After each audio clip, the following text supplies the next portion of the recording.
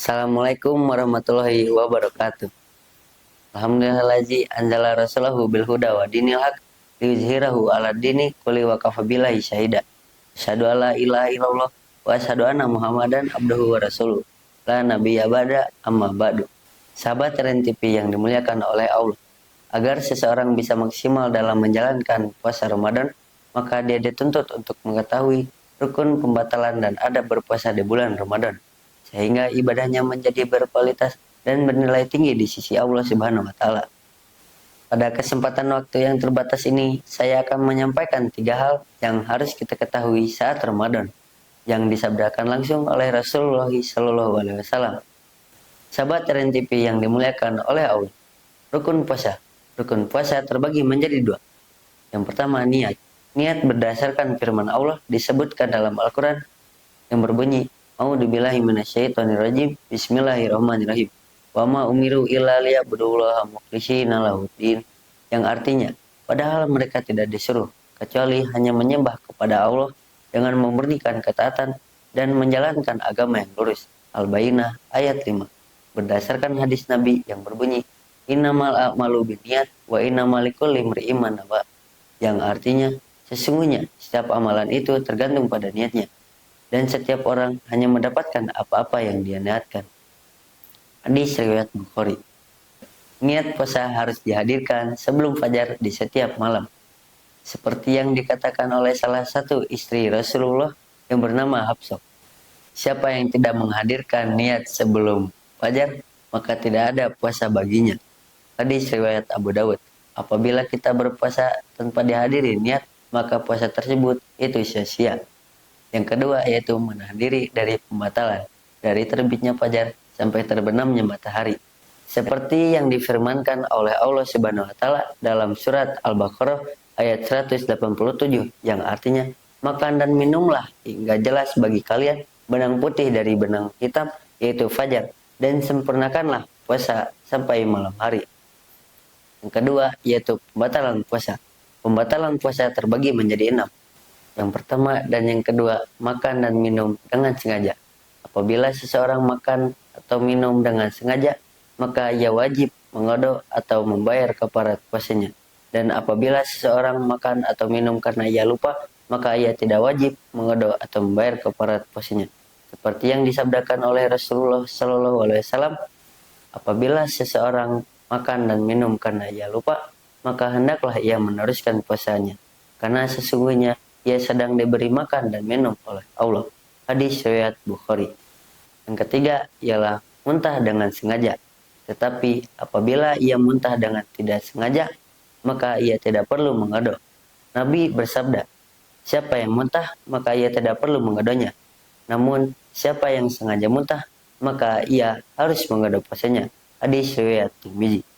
Keempat yaitu haid dan nifas. Meski di akhir siang, ia harus mengodok atau membayar kafaratnya, karena orang haid dan nifas dapat membatalkan puasa karena dirinya kotor, sebab orang yang berpuasa cuci dirinya. Yang keenam, jima atau hubungan intim. Sahabat Teren TV yang dimuliakan oleh Allah, ternyata jima juga dapat membatalkan puasa, meskipun yang sudah mahram ataupun belum mahram. Apalagi yang belum mahram, dosanya 2 kali lipat.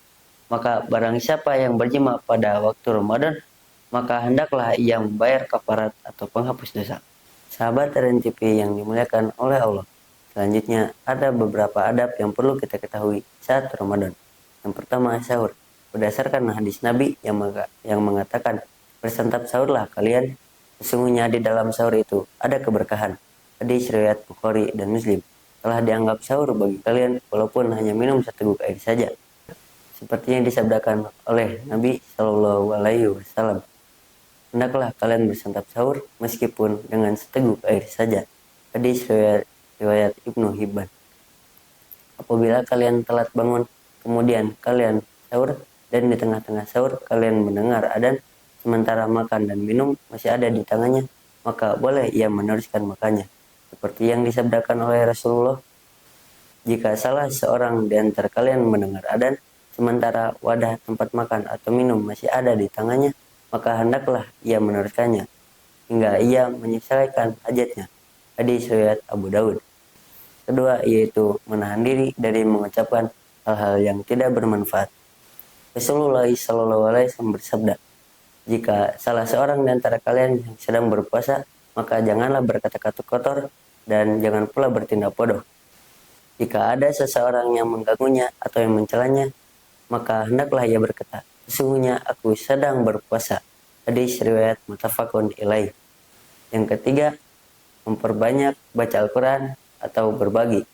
Jadi di poin ketiga ini kita harus banyak berbagi kepada tetangga ataupun ke masyarakat miskin. Dan memperbanyak baca Al-Quran sehingga pahala kita bertambah. Yang keempat yaitu tidak menunda-nunda waktu berbuka puasa.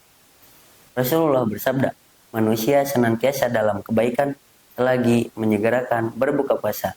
Hadis riwayat Bukhari. Jadi ada berbuka puasa itu berbuka puasa pada tepat waktu. Karena berbuka tepat waktu lebih baik walaupun hanya meminum air 1 teguk saja. Kelima yaitu berbuka dengan apa yang ada. Rasulullah berbuka dengan kurma basah sebelum sholat. Jika ia tidak mendapatinya, ia berbuka dengan kurma kering. Jika ia tidak mendapati pula, maka ia berbuka dengan meminum beberapa teguk air saja. Yang keenam, berdoa sebelum berbuka puasa. Salah satu adab berbuka puasa yaitu berdoa. Mari kita tambahkan doa yang sering dibacakan oleh Rasulullah yang berbunyi, dahaba doma'u wa batalatil uruku wa sabatil ajru insya Allah, yang artinya telah hilang dahaga dan telah basah tenggorokan, serta telah tetap pahala, insya Allah.